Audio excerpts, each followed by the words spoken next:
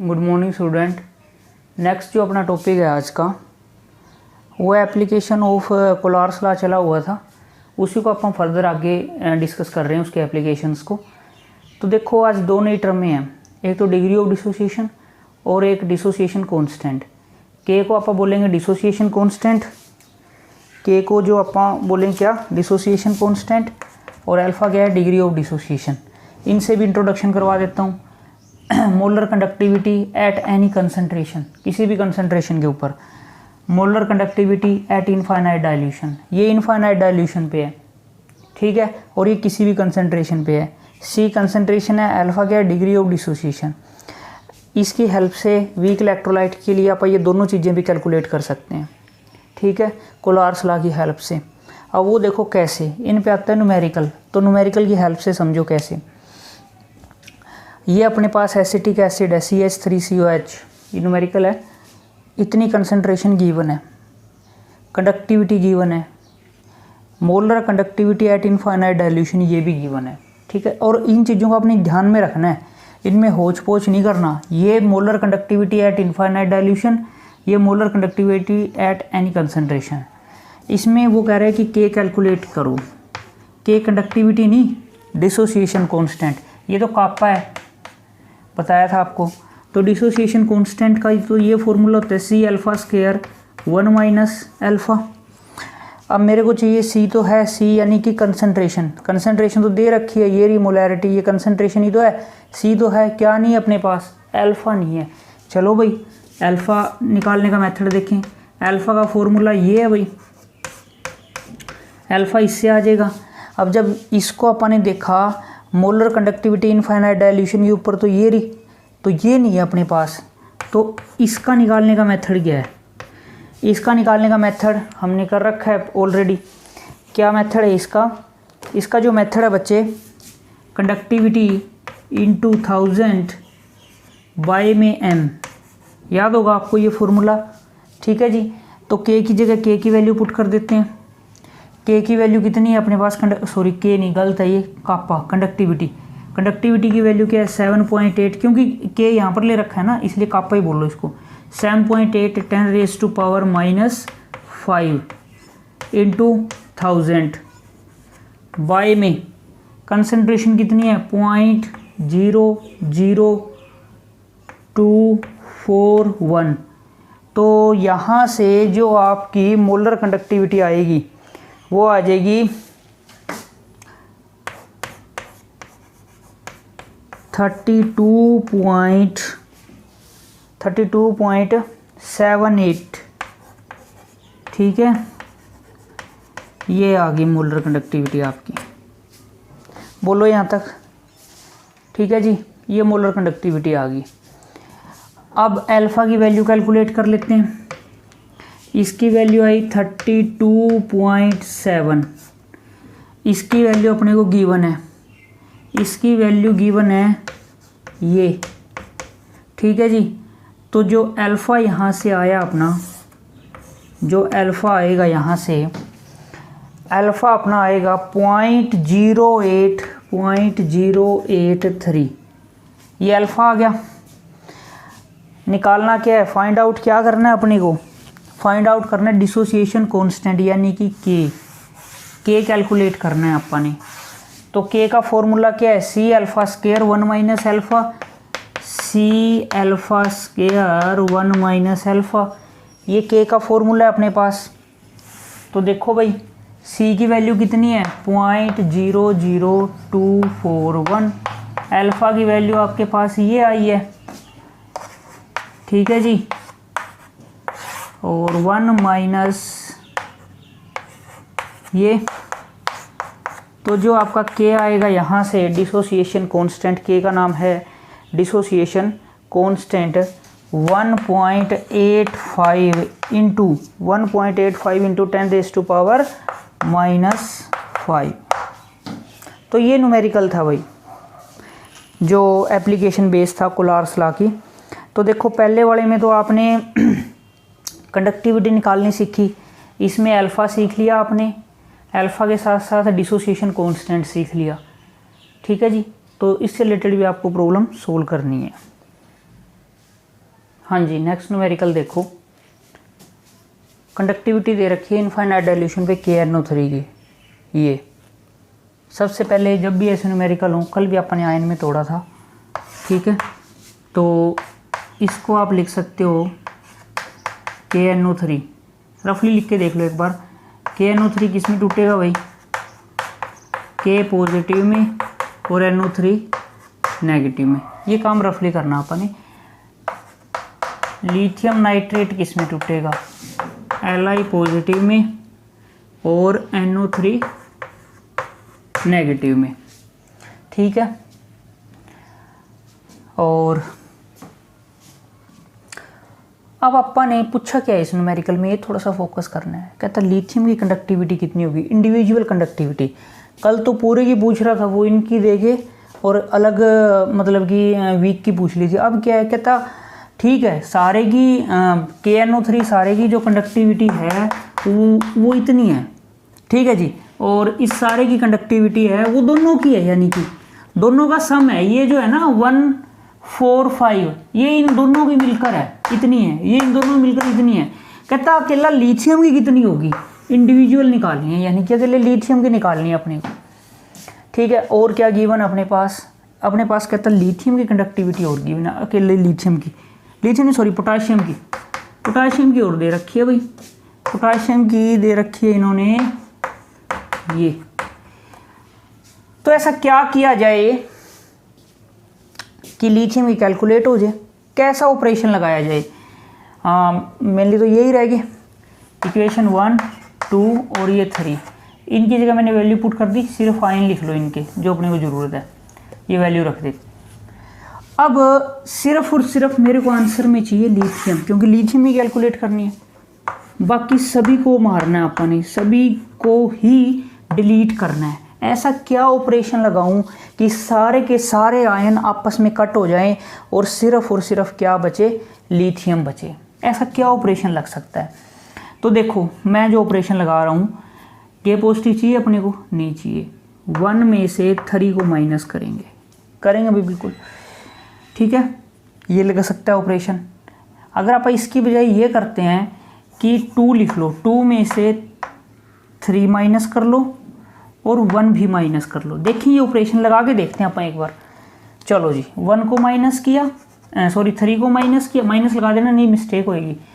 1 को माइनस कर दो, ये भी माइनस कर दो, ये भी माइनस कर दो। देखें क्या रहता है अपने पास। ये भी ऑपरेशन गलत हो गया भाई, क्योंकि ये कटेगा नहीं, ठीक है। फिर से ऐसे अपने ऑपरेशन लगा के देखने हैं। चलो एक अगला लगा के देखते हैं एक बार। ये साफ ऐसे का ऐसा, ये यहाँ पर, ये यहाँ पर, ठीक है।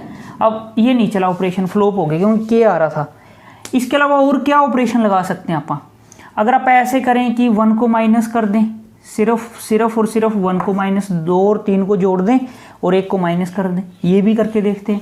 ये माइनस का हो जाएगा, ये माइनस का हो जाएगा और ये माइनस का होता है। देखते हैं क्या रहता है।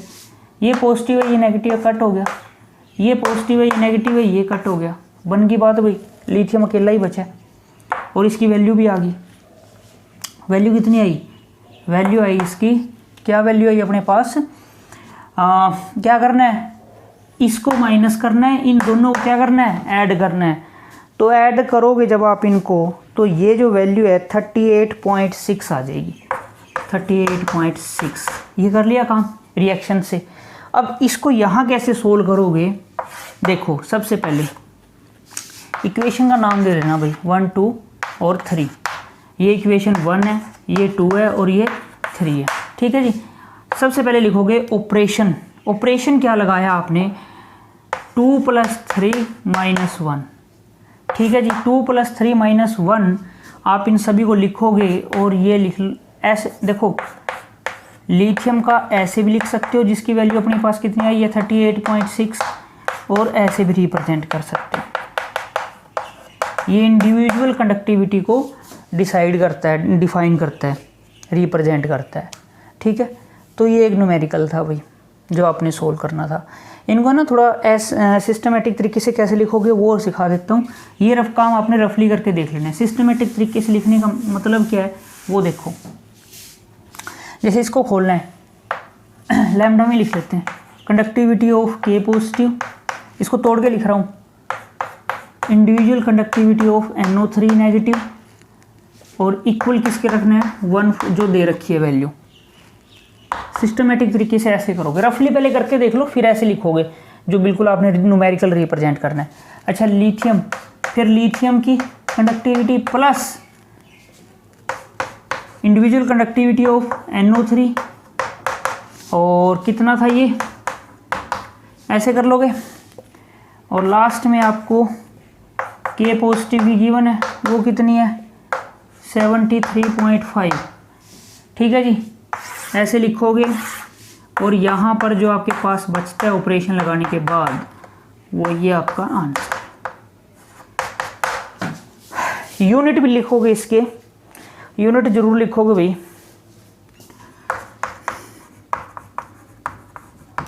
ठीक है, तो ये न्यूमेरिकल था, ठीक है। तो इसमें कोई प्रॉब्लम आए तो आप ग्रुप में डाल सकते हो, मैं सोल्व करवा दूंगा फर्दर अगर कोई इसमें दिक्कत लगे आपको। हाँ जी, अगला जो टॉपिक है वो सेल पढ़ा रहा हूँ आपको। सेल में देखो बच्चे क्या है, दो तरह के सेल देखते हो आप। रेडियो का सेल है, जैसे रेडियो का या जो वॉच घड़ी का सेल है, उसमें क्या हो रहा है, क्या हो रहा है उसके अंदर सेल है, सेल से आप इलेक्ट्रिसिटी ले रहे हो। सेल के अंदर क्या है, सेल के अंदर तो केमिकल है, यानी कि सेल के अंदर जो केमिकल है वो केमिकल है सेल के अंदर, वो क्या दे रहा है आपको, एनर्जी दे रहा है। कौन सी एनर्जी, इलेक्ट्रिकल एनर्जी। तो वही तो पहला है जो केमिकल एनर्जी को इलेक्ट्रिकल एनर्जी में कन्वर्ट कर दे। एक तो अपने पास ऐसे सेल हैं जो केमिकल एनर्जी को किस में कन्वर्ट करेंगे, इलेक्ट्रिकल एनर्जी को। इनको बोलेंगे इलेक्ट्रोकेमिकल सेल, इनको क्या बोलेंगे, इलेक्ट्रोकेमिकल सेल, इनको इलेक्ट्रोकेमिकल सेल बोलेंगे। यानी कि जो केमिकल एनर्जी को किस में कन्वर्ट कर देंगे, इलेक्ट्रिकल एनर्जी के अंदर, ठीक है जी। अच्छा, फिर कई सेल ऐसे भी हैं जो इलेक्ट्रिकल एनर्जी को केमिकल एनर्जी में कन्वर्ट कर सकते हैं, ठीक है, जो इलेक्ट्रिकल एनर्जी को किस में कन्वर्ट कर सकते हैं, केमिकल एनर्जी में। तो उनको बोलेंगे इलेक्ट्रोलिटिक सेल, इलेक्ट्रोलिटिक सेल। तो देखो अब दो तरह के सेल हो गए आपके पास, एक इलेक्ट्रोकेमिकल सेल और एक electrolytic cell. Electrochemical cell chemical energy को किस में कन्वर्ट करेंगे, इलेक्ट्रिकल एनर्जी में, और इलेक्ट्रोलिटिक सेल इलेक्ट्रिकल एनर्जी को किस में कन्वर्ट करेंगे, केमिकल एनर्जी में। अब ये दोनों पढ़ने आपाने, तो सबसे पहले ये पढ़ेंगे फिर इसके बाद ये पढ़ेंगे। तो देखो एक एक करके स्टडी कर लेते हैं इनकी। देखो भाई, सबसे पहले है अपना इलेक्ट्रोकेमिकल सेल। इसके भाई इसको गैल्वेनिक के नाम से भी आ सकता है, वोलेटिक के नाम से भी आ सकता है पेपर में। तो तीनों नाम याद रखो, गैल्वेनिक, वोलेटिक और इलेक्ट्रोकेमिकल सेल। तो इसके डेफिनेशन मैंने आपको बताया कि जो केमिकल एनर्जी को किस में कन्वर्ट कर देंगे, इलेक्ट्रिकल एनर्जी में, ठीक है। वो कैसे, देखो, हाँ जी चेक कर दो इसको।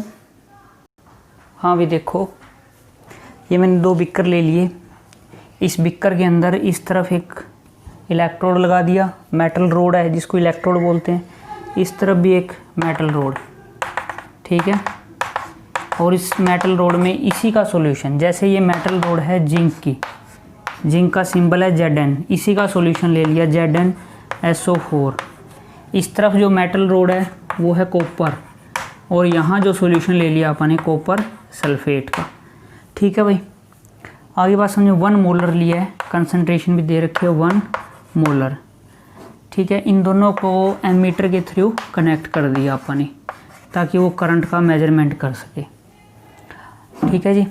अब होगा क्या, देखो सबसे पहले जिंक और कॉपर में से जो जिंक की रिएक्टिविटी है, जिंक की रिएक्टिविटी ज़्यादा है तो वो लॉस करेगा इलेक्ट्रॉन का, जिसकी रिएक्टिविटी ज़्यादा होती है वो लॉस करता है, लॉस ऑफ इलेक्ट्रॉन। सबसे पहली रिएक्शन ये होगी। अब ये रिएक्शन कहाँ पर हुई, उनके नेम बता देता हूँ। इस तरफ ये है ना, जो ये पार्ट है ये कर रहा है एनोड का काम, इसको बोलते हैं एनोड। इस पार्ट को बोलेंगे कैथोड। क्या बोलेंगे, कैथोड, ठीक है जी। एनोड यानी कि नेगेटिव टर्मिनल, कैसा टर्मिनल, नेगेटिव टर्मिनल। कैथोड यानी कि पॉजिटिव टर्मिनल, ठीक है बच्चे। यहाँ तक हुआ क्या कि सबसे पहले ये हो गया, ठीक है। अब देखो यहाँ पर हुई है ये घटना, तो जो इलेक्ट्रॉन थे, इलेक्ट्रॉन तो वायर के थ्रू मूव करने लग गए किस तरफ, नेगेटिव पार्ट से किस तरफ जाएगा, नेगेटिव पार्ट पॉजिटिव की तरफ, किस तरफ जाएगा, पॉजिटिव की तरफ। तो Zn2 कहाँ गया, Zn2 पॉजिटिव सॉल्यूशन में आ गया भाई, ठीक है, ये प्रोसेस हो गया अब तक। Zn2 पॉजिटिव सॉल्यूशन में आ गया, इस रोड से आया है ये Zn, यानी कि इस रोड का ऑक्सीडेशन हो रहा है। इस रोड का क्या हो रहा है, ऑक्सीडेशन। जो लॉस करेगा उस वाले प्रोसेस को अपन ऑक्सीडेशन बोलते हैं। क्या बोलते हैं, ऑक्सीडेशन। ऑक्सीडेशन हो रहा है, ऑक्सीडेशन हो रहा है तो जिंक का आयन यहाँ सॉल्यूशन में आता जाएगा और जो इलेक्ट्रॉन है वो इधर, यानी कि टाइम के साथ साथ ये रोड कम होती जाएगी, ये रोड यानी ख़त्म होती जाएगी। अच्छा, फिर इधर क्या हुआ, जैसे ही इलेक्ट्रॉन यहाँ आया, यहाँ कॉपर सल्फेट का सॉल्यूशन था। अब कॉपर सल्फेट डिसोसिएट हो गया भाई किसमें, Cu2 पॉजिटिव में और SO4 2 नेगेटिव में, ठीक है। तो कॉपर 2 पॉजिटिव है सॉल्यूशन में, जैसे ये इलेक्ट्रॉन आ रहे थे, और SO4 2 नेगेटिव है। तो कॉपर 2 पॉजिटिव, अब देखो क्या होगा, ये जो कॉपर 2 पॉजिटिव है ये 2 इलेक्ट्रॉन गेन करके जो ये जिंक दे रहा था कॉपर में कन्वर्ट हो जाएगा सॉलिड में। अब ये सॉलिड कॉपर कहाँ जाएगा, यहाँ डिपॉजिट होना स्टार्ट हो जाएगा, यहाँ पर डिपॉजिट होना स्टार्ट हो जाएगा। अब देखो बच्चे, एक घटना हो गई यहाँ पर, वो क्या है कि फ्लो हो गया, किसका फ्लो हो गया, इलेक्ट्रॉन का, नेगेटिव टर्मिनल से पॉजिटिव टर्मिनल की तरफ। इलेक्ट्रॉन का फ्लो हो गया इस वायर के थ्रू नेगेटिव टर्मिनल से पॉजिटिव टर्मिनल की तरफ, यानी कि इलेक्ट्रॉन का फ्लो हो गया तो चार्ज का फ्लो हो गया, और अगर चार्ज का फ्लो हो गया तो उससे क्या प्रोड्यूस होगी, इलेक्ट्रिसिटी। तो इस तरह से ये जो केमिकल रिएक्शंस की वजह से इलेक्ट्रॉन का फ्लो हुआ, इलेक्ट्रॉन का फ्लो हुआ, चार्ज का फ्लो हुआ, चार्ज का फ्लो हुआ, तो क्या प्रोड्यूस होगी, इलेक्ट्रिसिटी। इलेक्ट्रॉन की वजह से जो करंट होगा उसको बोलेंगे इलेक्ट्रॉनिक करंट। कौन सा करंट बोलेंगे, इलेक्ट्रॉनिक करंट। कैसा करंट होगा वो, इलेक्ट्रॉनिक करंट होगा। अच्छा भाई, ऐसे बात चल रही थी, इधर से जिंक ऑक्सीडाइज्ड हो रहा था और इधर से कॉपर 2 इलेक्ट्रॉन लेके यहाँ डिपॉजिट हो रहा था। चलता गया रिएक्शन, चलती गई, लेकिन थोड़े टाइम बाद बंद हो गई ये रिएक्शन, सेल काम करना बंद कर दिया सेल ने। ऐसा क्यों हुआ, देखो ये ऑक्सीडाइज्ड हो रहा था, यहाँ Zn2 पॉजिटिव बढ़ रहे थे सॉल्यूशन में। अच्छा, कॉपर तो 2 इलेक्ट्रॉन लेके यहाँ डिपॉजिट हो रहा था, यहाँ बढ़ रहे थे SO4 2 negative, SO4 2 negative ion. तो यानी इस बीकर में तो नेगेटिव चार्ज बढ़ गया, और इस बीकर में कौन सा चार्ज बढ़ गया टाइम के साथ साथ, पॉजिटिव चार्ज। इलेक्ट्रॉन तो चले गए थे, कॉपर 2 पॉजिटिव डिपॉजिट होता गया, सॉल्यूशन में SO4 2 नेगेटिव बढ़ता गया, और इधर से यानी कि इधर नेगेटिव चार्ज बढ़ता गया और इधर पॉजिटिव चार्ज बढ़ता गया। जब इस सॉल्यूशन में बहुत ज़्यादा पॉजिटिव चार्ज बढ़ जाएगा तो पॉजिटिव चार्ज क्या नेगेटिव इलेक्ट्रॉन को इस तरफ जान देगा, रोकेगा भाई, ठीक है। तो इसका कोई इलाज ढूंढना पड़ेगा। चलो, इधर से कैसे आ भी गया इलेक्ट्रॉन, तो इस तरफ देखो, इस तरफ तो सारा सॉल्यूशन कैसा होया पड़ा है, अब नेगेटिव ज़्यादा है, तो कॉपर 2 पॉजिटिव जब इसको इलेक्ट्रॉन को लेने आएगा तो ये नेगेटिव रोकेगा, क्योंकि नेगेटिव क्या करेगा, रिपेल करेगा।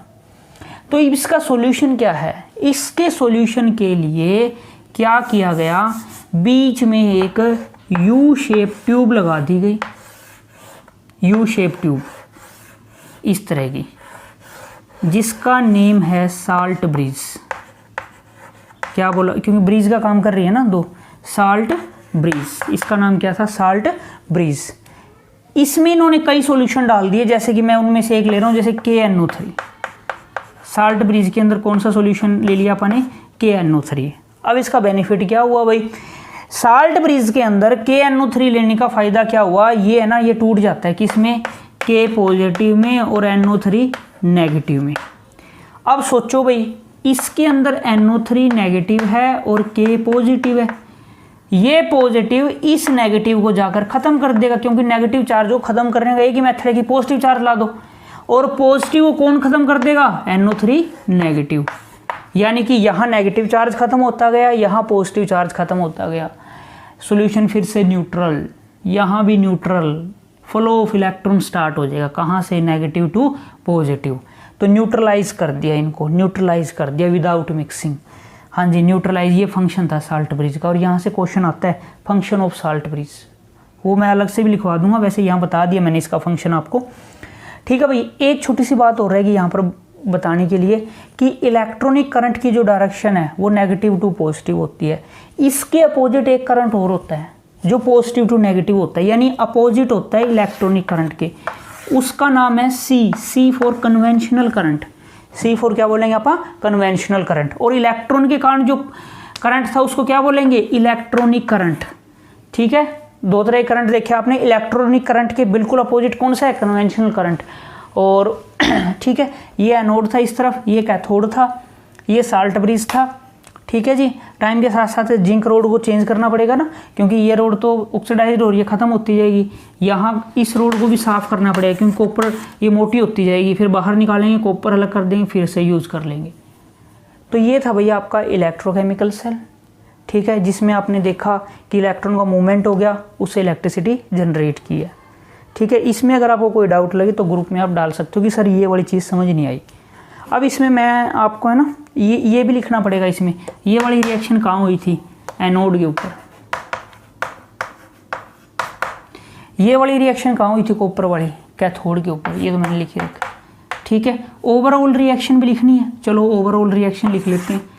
ओवरऑल रिएक्शन पूरे सेल की देखो भाई, एरो से इस तरफ 2 इलेक्ट्रॉन है, एरो से इस तरफ 2 इलेक्ट्रॉन है, यानी अपोजिट तरफ है ना, यहाँ प्रोडक्ट की तरफ इलेक्ट्रॉन है और यहाँ रिएक्टेंट की तरफ है। इलेक्ट्रॉन से इलेक्ट्रॉन कट कर दो, जो बचा है उसको लिखो। एरो से इस तरफ जिंक है और कॉपर 2 पॉजिटिव है। एरो से इस तरफ कौन कौन मौजूद है, Zn2 पॉजिटिव मौजूद है। एक्वस ये लिख दिया करो भाई साथ में, यानी कि आयन होते हैं जो एक्वस के अंदर। अच्छा, और क्या बचा, कॉपर सॉलिड फॉर्म में। तो ये ओवरऑल रिएक्शन होगी। ठीक है, तो ये था आपका इलेक्ट्रोकेमिकल सेल। नेक्स्ट लेक्चर में आपको करवाऊंगा फंक्शन ऑफ साल्ट ब्रिज।